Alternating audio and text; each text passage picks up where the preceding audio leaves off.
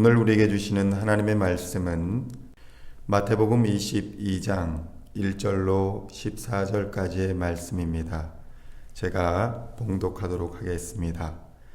예수께서 다시 비유로 대답하여 이르시되 천국은 마치 자기 아들을 위하여 혼인잔치를 베푼 어떤 임금과 같으니 그 종들을 보내어 그 청한 사람들을 혼인잔치에 오라 하였더니 오기를 싫어하거늘 다시 다른 종들을 보내며 이르되 청한 사람들에게 이르기를 내가 오찬을 준비하되 나의 소와 살찐 짐승을 잡고 모든 것을 갖추었으니 혼인잔치에 오소서 하라 하였더니 그들이 돌아보지도 않고 한 사람은 자기 밭으로 한 사람은 자기 사업하러 가고 그 남은 자들은 종들을 잡아 모욕하고 죽이니 임금이 노하여 군대를 보내어 그 살인한 자들을 진멸하고 그 동네를 불사르고 이에 종들에게 이르되 혼인잔치는 준비되었으나 청한 사람들은 합당하지 아니하니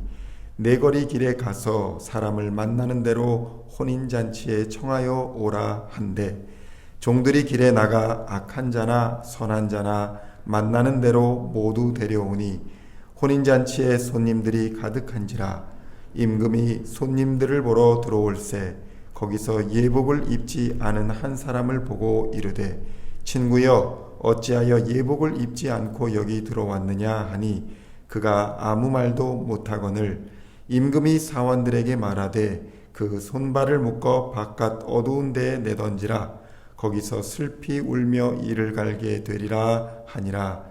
청함을 받은 자는 많되 택함을 입은 자는 적으니라. 아멘. 오늘은 마태복음 22장 1절로 14절까지의 말씀을 본문으로 천국잔치라는 제목으로 은혜의 말씀을 함께 나누고자 합니다. 우리는 하나님이 막연히 자비로운 분이라고 생각합니다. 그래서 우리가 무엇을 하든지 화내지 않으시고 용서하실 것이라 말하는 사람들을 만나기도 합니다. 그러나 성경은 결코 그렇게 말씀하시지 않습니다. 우리는 죄에 빠져 있는 자들이며 우리에게는 선한 것이 하나도 없습니다. 그리고 이러한 죄로 인한 결과는 하나님의 진노 아래에 있으며 사망과 멸망이 우리 앞에 있는 미래인 것입니다. 오직 예수 그리스도만이 이러한 문제를 해결하고 우리를 구원하는 유일한 길입니다. 기독교는 편협한 것이 아니라 진리에 이르는 좁은 길을 말하고 있다는 것입니다. 기독교는 우리의 삶을 지나치게 미화하지도 않고 그렇다고 너무 비관적으로 바라보지도 않습니다. 단지 우리는 모두 다 예수님이 필요한 사람들이라는 것입니다. 만약 예수님이 없는 사람들은 하나님의 임박한 진노와 심판을 피할 수 없을 것입니다. 오늘 본문은 이러한 진리를 비유를 들어 설명하고 계십니다. 어느 나라의 왕이 혼인잔치에 미리 참석할 사람들을 종들을 보내어 초청하였습니다. 그런데 실제로 미리 초청한 사람들이 한 사람도 잔치에 오지 않았을 뿐만 아니라 보낸 종들을 모두 잡아 죽이기까지 하였습니다. 이에 왕은 분노하여 그들을 모두 진멸하고 그 동네를 불태워 버립니다. 그리고 대신에 미리 초청받지 않았던 사람들이 왕의 잔치에 참석하게 된다는 것입니다. 성도 여러분, 우리는 이 시대의 관점으로 뭐 그런 왕이 다 있어. 이건 왕이 잘못하는 거야. 라고 비난할 수도 있을 것입니다. 그러나 당시 세계관에 비추어 보면 왕의 나라와 그의 백성은 모두 왕의 소유였습니다. 그래서 왕국이라 부르는 것입니다. 중요한 것은 만약 여러분이 천국의 백성이라고 생각한다면 여러분은 천국의 주인이자 하나님의 소유라는 것을 잊어서는 안 될 것입니다. 오늘날도 다르지 않습니다. 여러분이 미국에 살며 미국의 법과 제도 그리고 혜택을 누리고자 한다면 미국 시민으로 또는 거주자로서 미국의 법과 질서를 지켜야 하는 것입니다. 만약 그것을 지키지 않으면서 권리만을 주장하다 일종의 범죄 행위를 저지르게 되면 그 처벌을 피할 수가 없는 것입니다. 만약 미국 시민이 아니라면 추방을 당하고 말 것입니다. 오늘 우리는 본문의 말씀을 통해 천국과 그 속에서 벌어지는 잔치에 대하여 살펴보므로 다가올 하나님의 나라에 대한 교훈을 얻을 수가 있는 것입니다. 첫째로 하나님께서는 천국 잔치에 모든 사람을 차별 없이 초청하신다는 것입니다. 요즘도 마찬가지이지만 결혼식장에 아무나 초청하지 않습니다.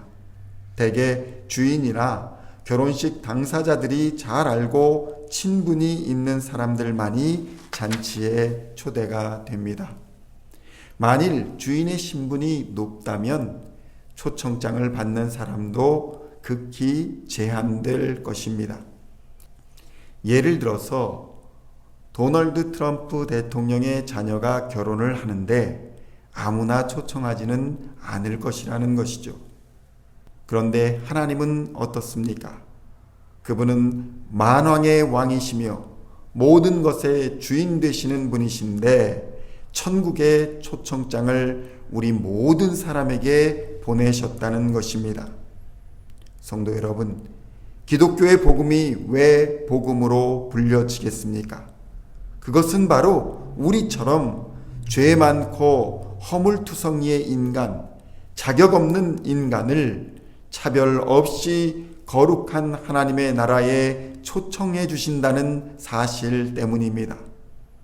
우리에게는 하나님의 나라에 초청될 만한 공로나 의로움이 없습니다. 그러나 우리가 죄로 인해 하나님과 원수되어 있을 때조차도 하나님께서는 독생자 예수 그리스도를 우리에게 보내셔서 우리를 천국 잔치로 초청하고 계시다는 것입니다. 둘째로 이러한 천국 잔치는 초청에 응한 사람만이 누리게 된다는 것입니다. 초청장을 받았다고 모두가 다 잔치의 기쁨을 누리는 것은 아니라는 것입니다.